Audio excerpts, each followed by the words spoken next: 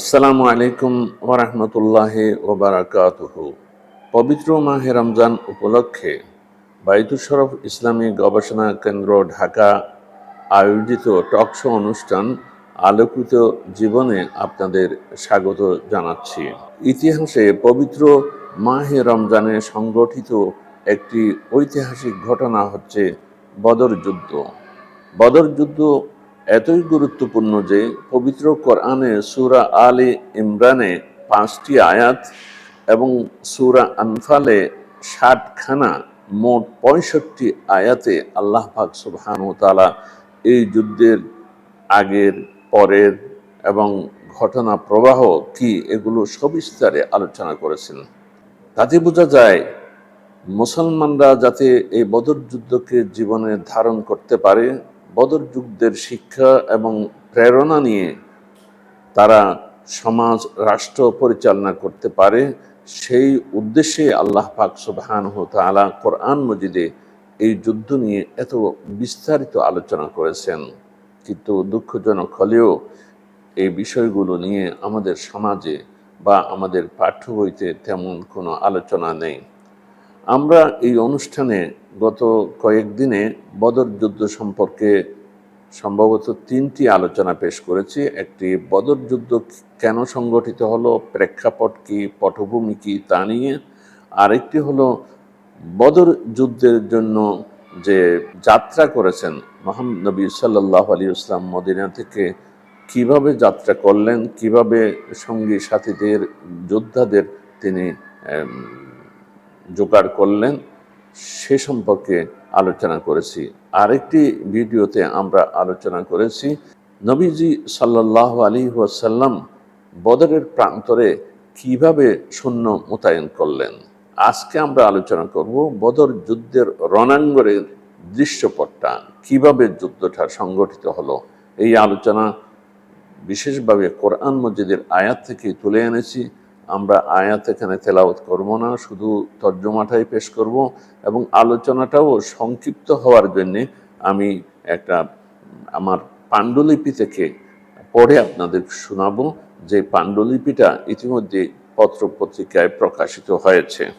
আসওয়াদ ইবনে আব্দুল আসাদ ছিল অত্যন্ত নিষ্ঠুর প্রকৃতির ফিতনাবাজ লোক। সে কুরাইশ বাহিনীতে ছিল। সে কুরাইশ বাহিনীর ভেতর থেকে বেরিয়ে এসে ঘোষণা দিল যুদ্ধের ময়দানে, বদরের রণাঙ্গনে, আমরা আল্লাহর সাথে প্রতিজ্ঞা করেছি যে মুসলমানদের চৌবাচ্চা হতে পানি পান করব অথবা তা ধ্বংস করে দেব।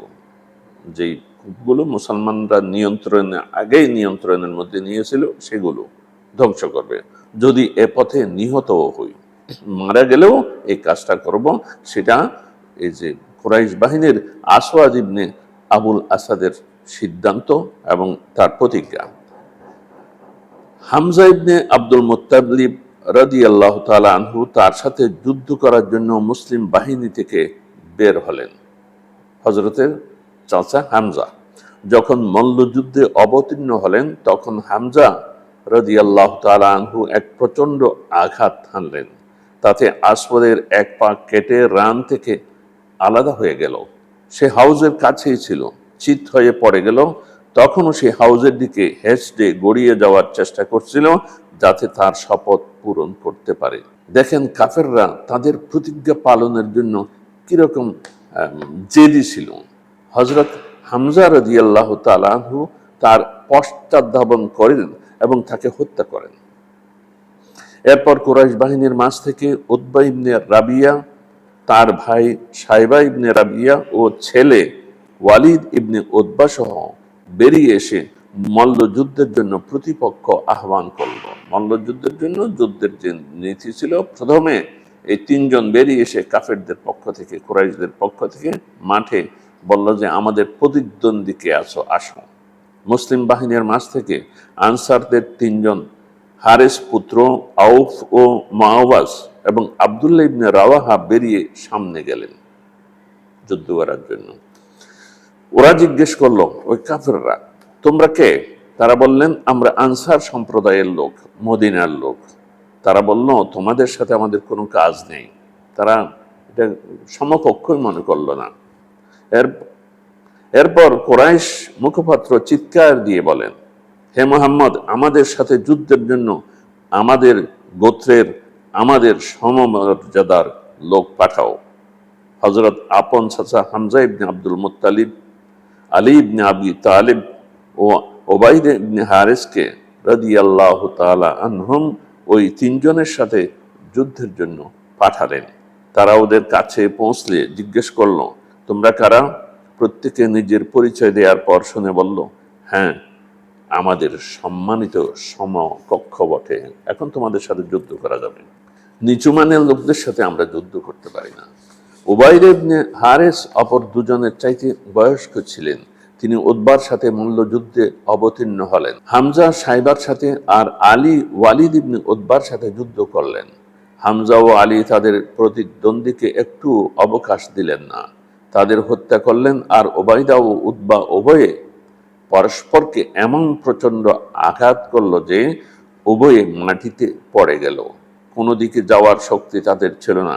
হামজা ও আলী উতবার উপর হামলা করে তার গর্দান দ্বিখণ্ডিত করে ফেললেন আর ওবাইদাকে ধরাধরি করে শিবিরে নিয়ে আসলেন।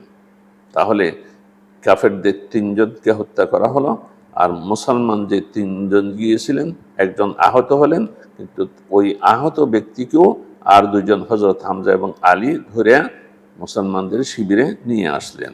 এই পরিস্থিতিতে উভয় বাহিনী পরস্পরের দিকে অগ্রসর হলো এবং পরস্পরে খুবই নিকটবর্তী হলো। নবী করিম সাল্লাল্লাহু আলাইহি ওয়াসাল্লাম যোদ্ধাদের সারি সুবিন্যস্ত করে ছাউনিতে ফিরে যান।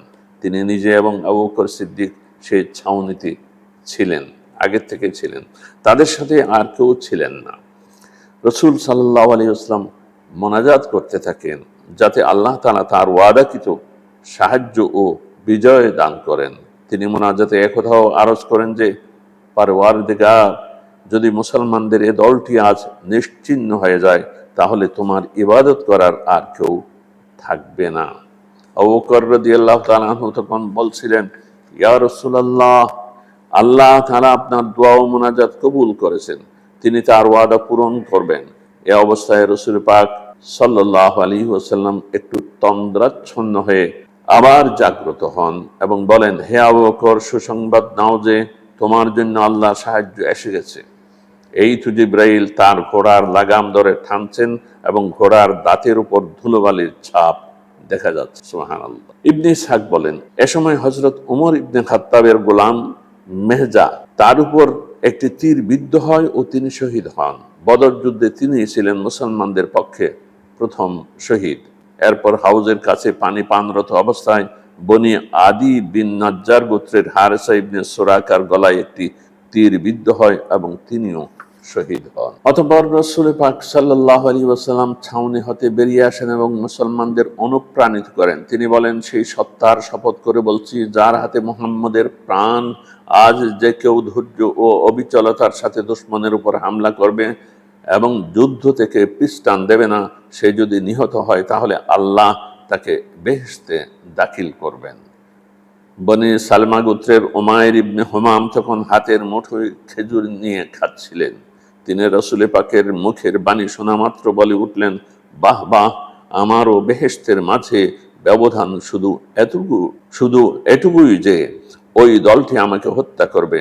তিনি খেজুরগুলো ছুঁড়ে মারেন এবং তরবারি হাতে নিয়ে এমন প্রচন্ড ভাবে যুদ্ধ করেন যে শেষ পর্যন্ত শহীদ হন। আওফ ইবনে হারিস বলেন, ইয়া রাসূলুল্লাহ, কোন কাজটি আল্লাহকে তার বান্দার ব্যাপারে সবচেয়ে বেশি খুশি করে? বললেন, শিরস্ত্রাণ বর্ম ব্যতি রেখে দুশমনের সাথে যুদ্ধে অবতীর্ণ হওয়া। তখন তিনি গায়ের বর্মটি খুলে ফেলেন এবং হাতে তরবারি নিয়ে যুদ্ধ শুরু করেন। শেষ পর্যন্ত তিনিও শহীদ হন। বর্ণিত আছে, ওই সময় রাসূল পাক সাল্লাল্লাহু আলাইহি ওয়াসাল্লাম এক মুষ্টি কঙ্কর তুলে নেন এবং কুরাইশদের লক্ষ্য করে বলেন, শাহাতিল উজু, তোমাদের চেহারা কদাকার হয়ে যাক। তিনি কঙ্করগুলো তাদের দিকে নিক্ষেপ করলেন এবং সাথীদের নির্দেশ দিলেন, হামলা করো। এরপর প্রচন্ড যুদ্ধে কুরাইশ বাহিনী পরাজয় বরণ করে। বদরের ময়দানে মুসলমানদের সংখ্যা ছিল ৩১৩ জন। তাদের মধ্যে মোট ১৪ জন শহীদ হন, ৬ জন মুহাজিরদের পক্ষ হতে আর ৮ জন আনসারদের মাঝ থেকে। বদর যুদ্ধে কুরাইশ বাহিনীর সৈন্য সংখ্যা ছিল 950 জন, তন্মধ্যে নিহত হয় 70 জন আর বন্দী হয় 70 জন। নিহত ও বন্দীদের অধিকাংশই ছিল নেতৃস্থানীয় লোক।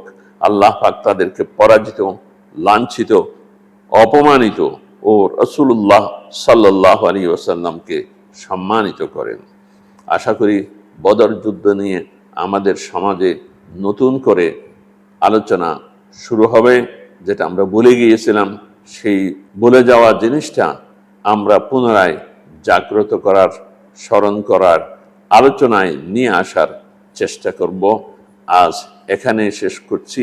আগামীকাল ইনশাল্লাহ ফেরেশতারা যে বদর যুদ্ধে কিভাবে যুদ্ধ করেছিল তা নিয়ে আলোচনা করব। এই পর্যন্ত আজকে বিদায় দিন। ওয়া আখিরু দাওয়ানা আনিল হামদুলিল্লাহি রাব্বিল আলামিন।